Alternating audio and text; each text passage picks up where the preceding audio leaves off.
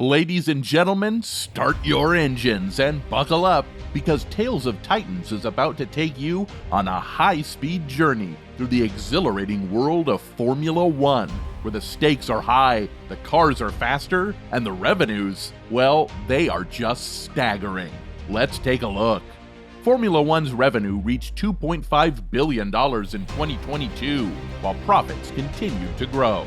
The increasing interest in the sport was reflected in a claimed overall fan attendance of 5.7 million, which represents a rise of 36% since 2019. Last year, overall revenue was up 20% from $2.1 billion to $2.5 billion. While the operating income of the business, the number left over after teams were paid and other costs taken into account, rose from $92 million to $239 million. The 10 teams shared total payments of $1.1 billion between them in 2022, compared with $1 billion the previous year. F1 noted that its key measure of primary revenue rose 14%, from $1.8 billion to $2.1 billion, split between race promotion fees, 28.6%, media rights, 36.4%, and sponsorship, 16.9%. Race promotion revenue grew due to higher fees generated from the mix of events held, with 3 additional races held outside of Europe compared to 2021, and the return of capacity crowds, whereas limitations on fan attendance in 2021 led to one-time changes in the contractual terms of a limited number of races held. Media rights revenue increased for the full year due to growth in F1 TV subscription revenue and increased fees under new and renewed contractual agreements. And sponsorship revenue increased due to the recognition of revenue from new sponsors.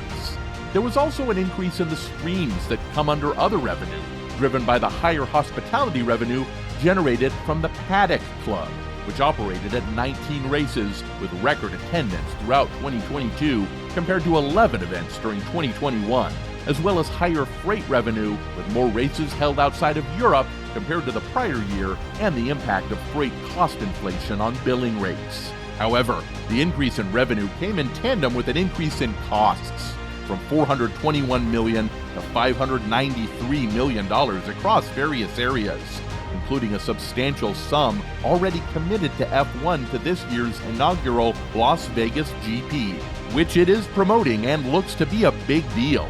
Let's take a look into the economic impact bringing the F1 race to Vegas will have. The inaugural Formula 1 Las Vegas Grand Prix is expected to have an overall economic impact to the tune of almost $1.3 billion. The figure for the race taking place in November comes from an economic impact report conducted by Applied Analysis and announced by Las Vegas Grand Prix CEO Renee Wilm on Monday during Preview Las Vegas, the Las Vegas Convention Center. It includes $966 million in projected F1 visitor spending and $316 million in event operations and support costs. Wilm noted that the race is expected to see around 100,000 attendees daily for practice and qualifying rounds, and for the Grand Prix race itself. This year's race is expected to be made up largely of domestic tourists, but a larger contingent of international visitors is expected to attend future races. A similar economic impact study was conducted by Applied Analysis for the Super Bowl, taking place in February 2024 at Allegiant Stadium in Las Vegas. That report showed that the NFL's championship game and events tied to it would leave an economic impact of $600 million. That is great revenue for the city, which continues to just dominate the headlines with its tourist draws such as the Sphere. So, how much can an F1 team make in a year? If I told you that they spend $450 million in the same year, you wouldn't think they would make much at all. There's an old joke in motorsports that goes, how do you become a millionaire racing? Start out a billionaire. The thing is, though, that might be changing in Formula 1. Let's dive into the numbers. Last year, however, it's widely accepted that all of the F1 teams pretty much broke even, and teams like Red Bull and Mercedes even made modest profits of $10 to $20 million. That's kind of stunning considering the fact that teams spend as much as $450 million per year on their operations. That's because not only are the cars and their drivers expensive, but they're made by some of the best engineers on Earth, and the teams need a lot of staff to make a car competitive as well as go to races. Beyond that, there's the simple expense of getting everyone and their tools and all of the infrastructure to every race in a year. It all adds up. To pay for that, teams make money in a number of ways. Some sell other teams' equipment, like engines, to other teams. Some get money from their drivers, and there are prizes handed out every year from F1. The real moneymakers, though, are the sponsors, who pay to be on the cars and the drivers' racing suits. For a Mercedes sponsor, not only does that mean being associated with a winning team, it also means a lot of airtime. The Mercedes car is estimated to have been on screen for 19% of the whole season last year, and that's valuable. That Formula One teams make money at all is kind of surprising, but $10 to $20 million is a slim margin to be running, especially in a sport where there's very little guarantee of success. That has always made me wonder why someone like Lawrence Stroll would be interested in buying a team. In his case, Aston Martin. Those margins are set to rise, though.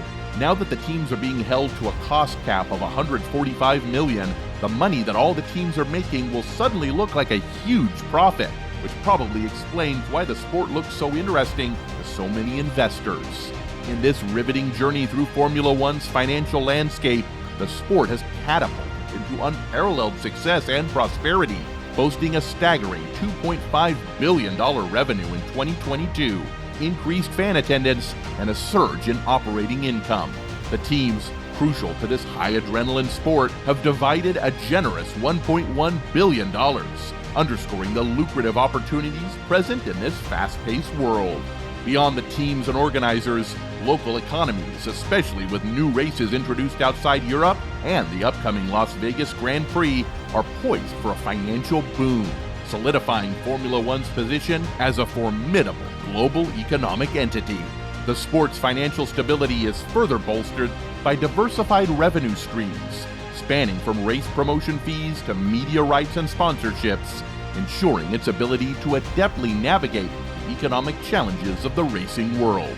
Despite the substantial costs associated with innovation, safety, and global expansion, Formula One's commitment to excellence remains unwavering, captivating millions worldwide and fostering a community united by a love of speed and competition.